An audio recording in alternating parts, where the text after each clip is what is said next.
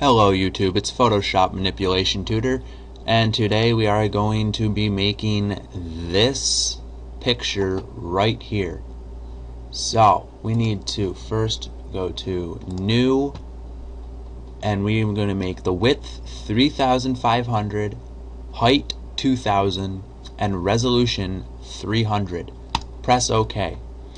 Now we're going to get our text, and what I'm going to put is my YouTube name. You can put, well, whatever you want.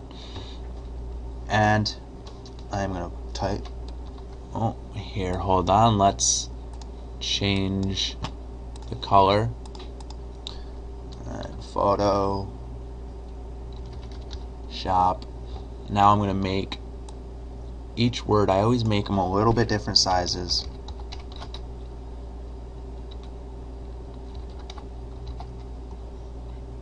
Just to add to the effect. And I probably put too many R's. Yep. Okay, I'll make this just a little bit smaller. Okay. And you're just gonna mess with them until you get the sizes you want. Now you need to rasterize the layer. That's going to make it so it's not a text layer anymore. I just like doing that. I'm not going to be using the text. It makes things a little easier.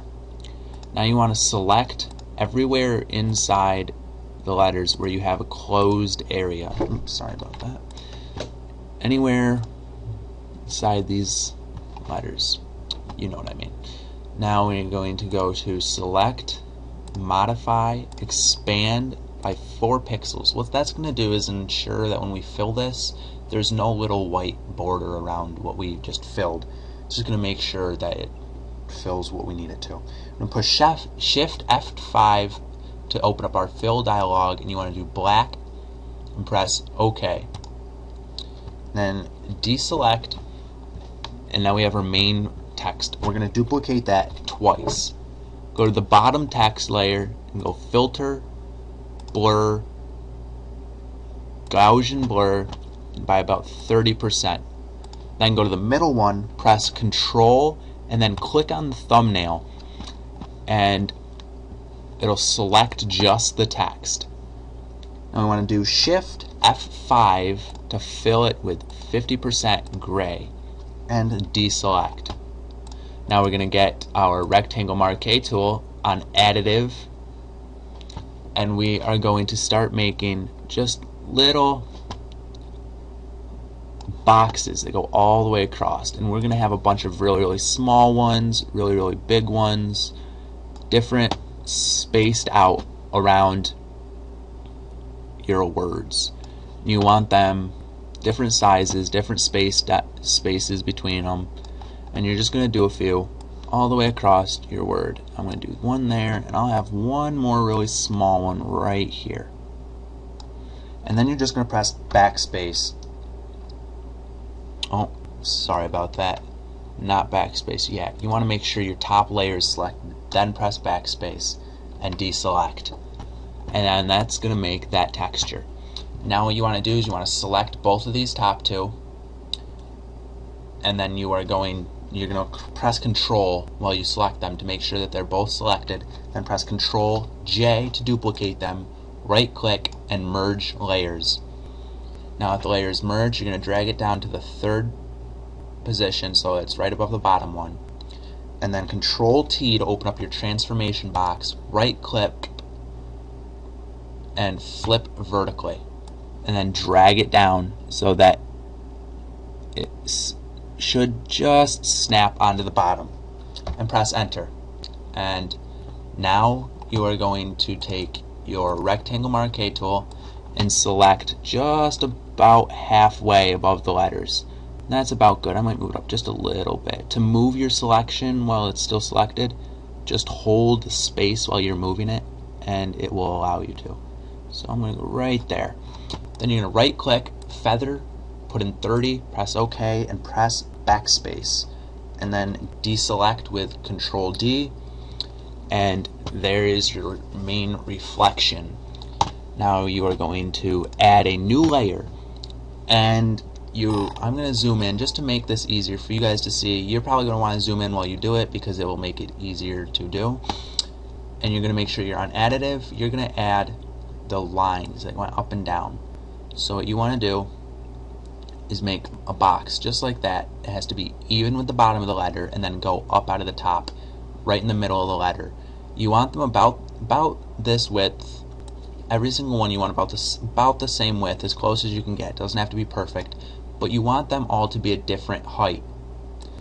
And they don't have to be perfect, but if they're different heights, it looks better. And what I do is I kind of go up and then down and then back up and then back down with the heights, just kind of make it look kind of cool. And I might go down further in some of them and then up higher, and just kind of randomize it, make it whatever you think looks good. And then you press space so you can move it over a little bit. Okay, now that you have all the selections, we are going to do our fill-in with black by pressing Shift F5 to bring up that, fill in with black, and deselect.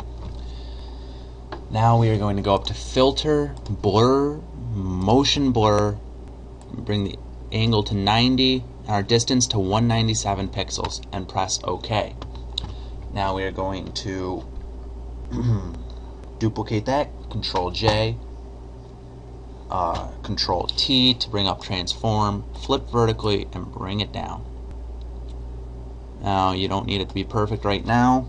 Press enter, get our rectangle marquee, and we are going to select everything that is transparent. We want it to start at black, and then press Control D to get rid of your selection. That's what we want it to look like.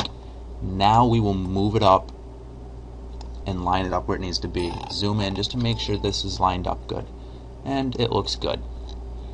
Now we are going to lower the opacity to about 40, maybe 35. 35 is good for there. If you want your reflection layer, this one right here, you can lower the opacity of that if you feel the need.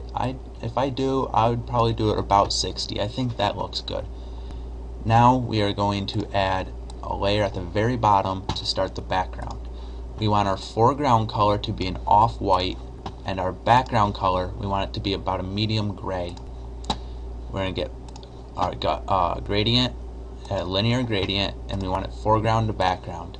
Click on the top and then press Shift and hold that to make it so your line goes straight down. When you get to the bottom, let go. And now we have one more layer and we're done. You're going to get the rectangle marquee tool again, and you're going to make a selection, and you want that selection to be perfectly right in the middle. And I guess it doesn't really have to be like 100%, but that's about what you want it to do. Now you're going to get your gradient, or actually you're going to switch your foreground to white and then get your gradient tool, and you want to make your type from foreground to transparent. You're going to click right above the selection, hold Shift so it goes straight, go to the bottom, and then change the opacity to about 35. Then deselect it and you're done. There is the logo. That's the end of this tutorial. Like my video, comment on it, subscribe to my channel, tell me what I need improving on, and thank you.